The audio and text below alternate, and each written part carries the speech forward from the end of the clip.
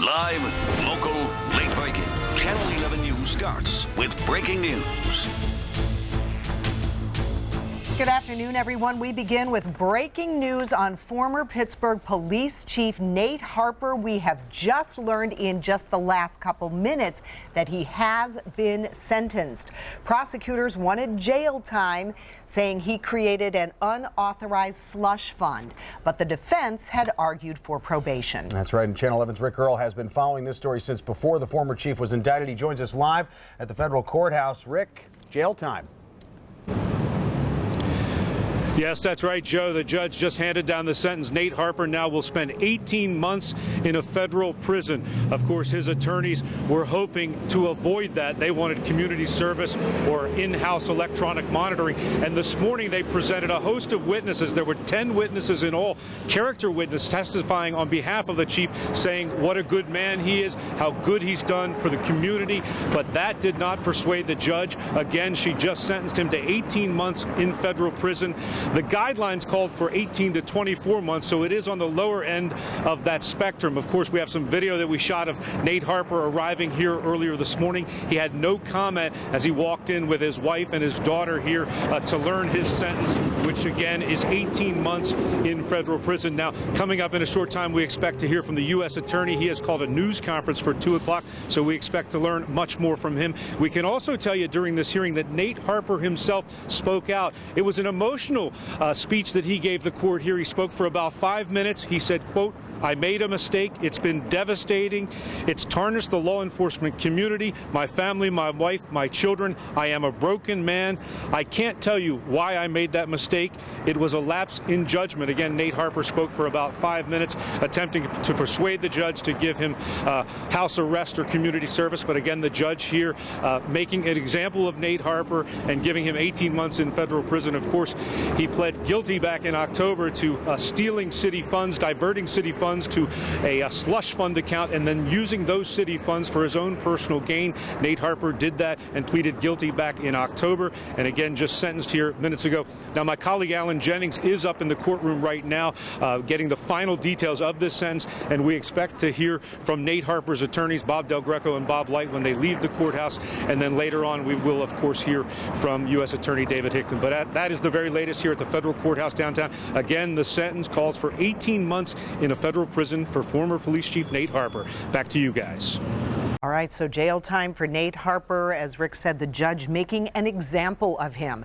We have a team of reporters staying on top of this very big story. You can look for continuing coverage and reaction to the sentence tonight at 5 here on Channel 11 News, and of course anytime online at wpxi.com. Here is Bob Light coming out of the federal courthouse right now. He is Nate Harper's attorney. He is followed by Bob Del Greco. Mr. Light, can we get your reaction to the sentence of 18 months for Nate Harper? Well, we're extremely disappointed in the sentence.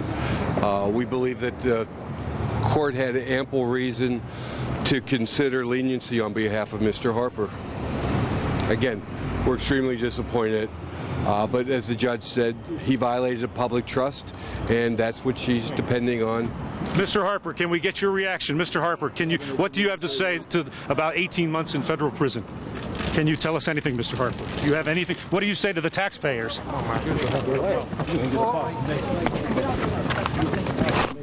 Get out of his way. Bob, can you tell us anything? No, get out of his way. I would be more than glad to talk to you if you'd let me usher my client to his car. Okay, Nate Harper is now being led to his car by his attorneys. Again, he was just given 18 months in federal prison. Go ahead, Nate. Mr. Harper, do you have anything to say to us? Bob, what can you tell us? Well, what is his mood right now? well, he's despondent. As I indicated,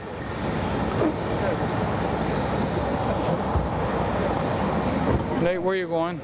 Is he? John, over here. Mr. Harper's getting back out of the truck. All right, we're just going to roll with this right now. Mr. Harper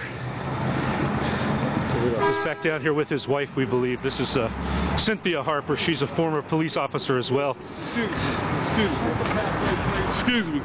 Nate, do you have anything? Do you have anything to add? Excuse me. Excuse me. Excuse me.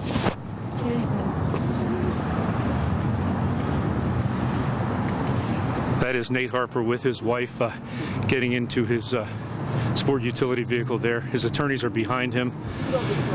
We will hear from them in just a minute. All right, Bobby, what can you tell us about this? He's obviously very upset about this. He's very despondent, crestfallen. This is as I indicated in my closing remarks, it has been a meteoric fall for him. He's suffered colossal collateral consequences. He's lost his job, he's lost his pension. He's been the subject of public derision, and now he's been sentenced to jail. So it was not a good day for the former city Pittsburgh police officer, a public servant for 26 years, and a good guy. Well, you wanted witness Her decision. I have to tell you, the federal guidelines are even though they're advisory, are followed quite often.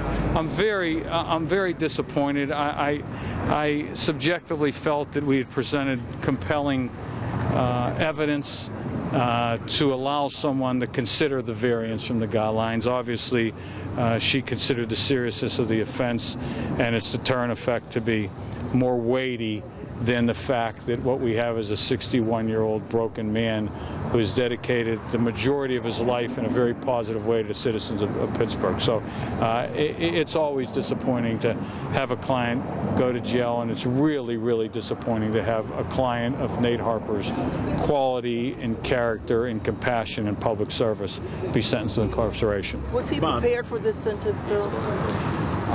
Yes, we've met with Nate on a number of occasions. The guidelines were clear. It's not as if we didn't know what the guidelines would be. We knew that was the range.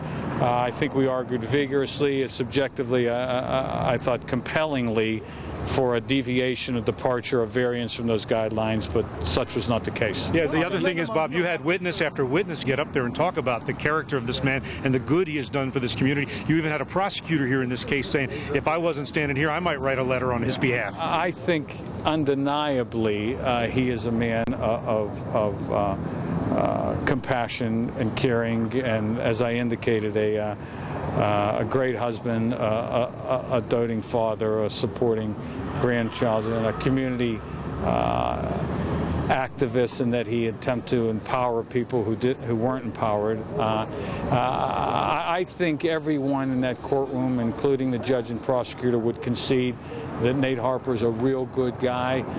The question is whether or not this momentary lapse of judgment outweighed that, and to some extent the court believed that the guidelines were correct and imposed the guideline figure as opposed to a variance. In the federal system, what's the minimum? Being more than a lapse, you pointed to the ongoing use of the funds. That's a good point. The crime wasn't a one-instance matter, and I think that weighed heavily in her consideration. When I say momentary lapse, I take a 61-year-old guy who, dedicated 59 and a half or 60 years to good, solid, honest, compassionate public service. And we kind of weigh that against. I know former superintendent, former United States Marshal, chiefs of police have all indicated a momentary lapse of judgment, indicating in the wide temporal spectrum, so to speak, this was a small point of Nate Harper's life, and one that regrettably will define him and has put him in a situation where he's going to suffer incarceration. Bob, do you have any idea when he'll go or where he will go? I do. The when is probably within 4 to 8 weeks.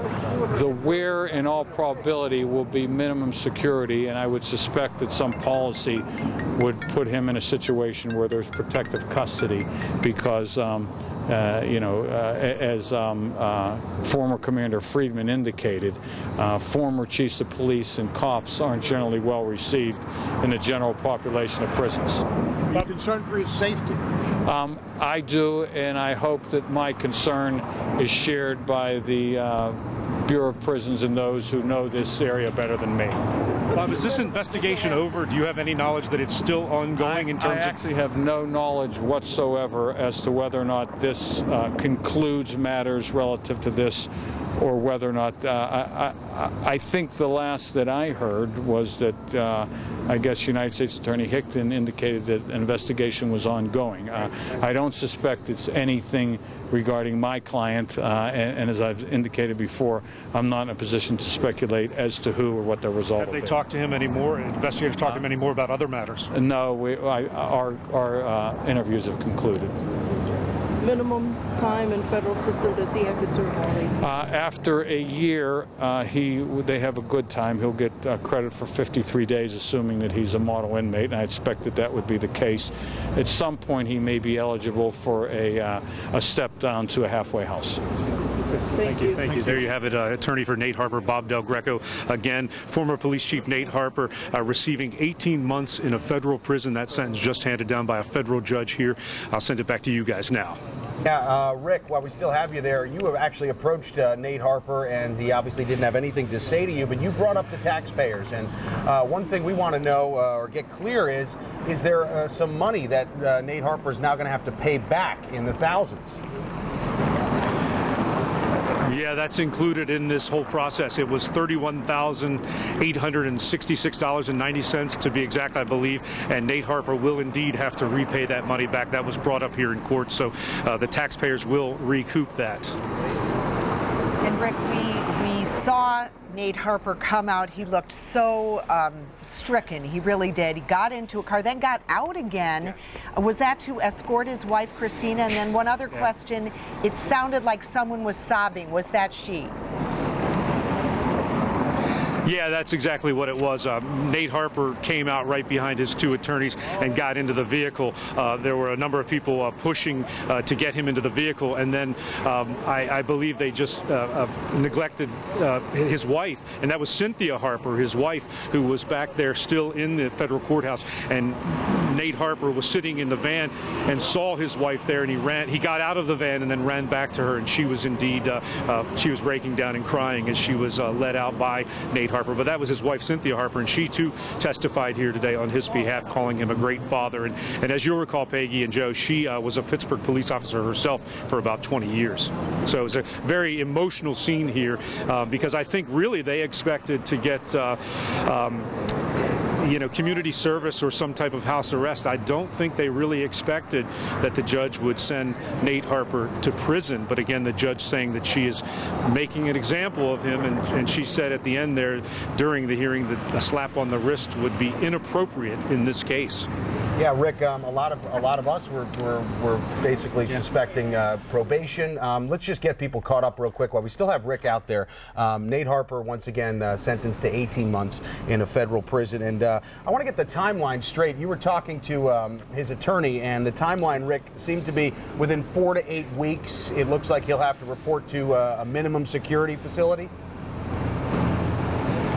That's exactly right. We don't know where that will be, and we don't exactly know when yet that will be, but it looks like about a month and a half, Nate Harper will be required to report to a minimum security facility in the federal prison system. And so they'll give him time to get basically his affairs in order, and then he'll have to report to that federal prison. But we should learn much more about that, Joe. We understand the U.S. Attorney has now scheduled a news conference for 2 o'clock this afternoon, so hopefully we will learn more about where Nate Harper will be serving his time, more of the details and intricacies of this case, and as well as this ongoing investigation that the U.S. Attorney said to me when I interviewed him a couple of weeks ago. He said, Rick, all I can tell you is this investigation is indeed ongoing, and that's the wider probe into the city of Pittsburgh. So hopefully at 2 o'clock today we'll learn much more about that as well. It's very interesting, Rick, that Attorney Del Greco brought up that point that someone in a position like the former police chief may have a difficult time with the general prison population, and they may need to take some steps to keep him safe there. Yeah, that was a point, too, made by former Pittsburgh Police Commander Ron Freeman. You'll recall him. He was the lead detective on many homicide cases in the city, and he was here in the courtroom today. He did not speak on behalf of Nate Harper, but he wrote a letter on behalf of Mr. Harper, and that's one point he brought up in that letter, saying that, hey, look, when you get a former police officer who goes to a federal prison, anything can happen. I'm more concerned about his safety if you send him away to a federal prison. So that was a big issue raised here in this court hearing, but again, the judge saying that she was not going to give him a slap on the wrist and decided that he deserved 18 months in prison. And again, the guidelines here called for about 18 to 24 months in jail for the crimes he committed, that theft of city funds, and also for failing to file his tax return for 4 consecutive years. Rick Earl, thanks for the latest down there. Obviously, you gathered a lot of information in a short period of time. We're going to break it all down, of course, and have more at 5 coming up later on the show there. Thank you, Rick. And we do have a statement just released from the mayor's office. Yes, the mayor, Mayor Peduto, says this is a sad day for our city, but a chance for rebirth within our police bureau. With the community's support, I am committed to breaking with the past, championing ethics and accountability from top to bottom, rebuilding a department that all city residents, including rank and file officers, can be proud of. We should also mention that this is still an ongoing investigation. The Attorney General mentioned, I mean, the Nate Harper's involvement is now being closed. It's just one facet of this, yes, much larger investigation, which we continue to cover for you. We're going to be back with more after this break. Stay with us.